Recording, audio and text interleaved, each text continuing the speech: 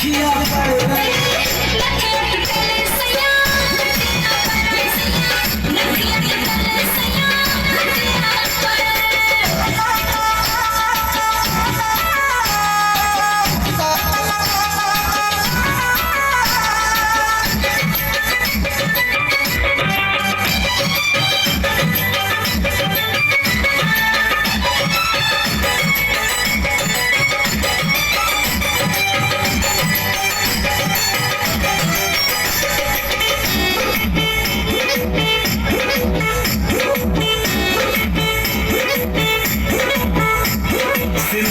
घर में पिक्चर देखे होटल में खाना खुए लगे चलना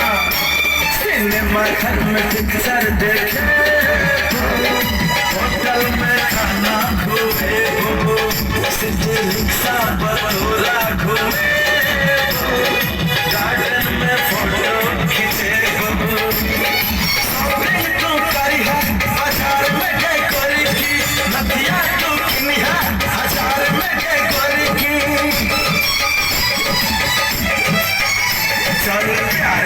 इजहार करब तकिया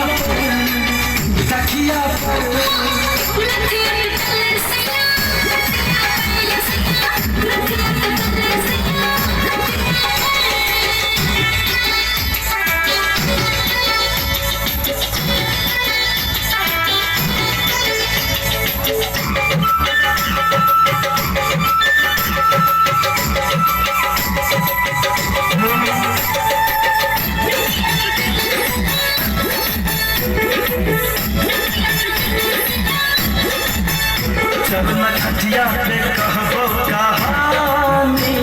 संभाल अपन चढ़ल जवानी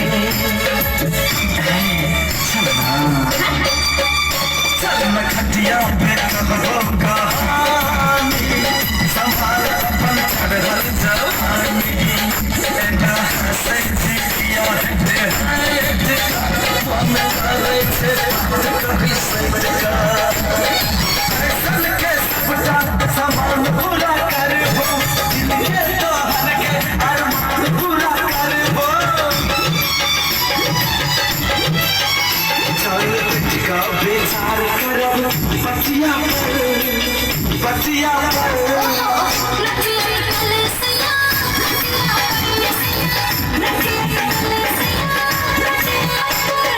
जान मरे छे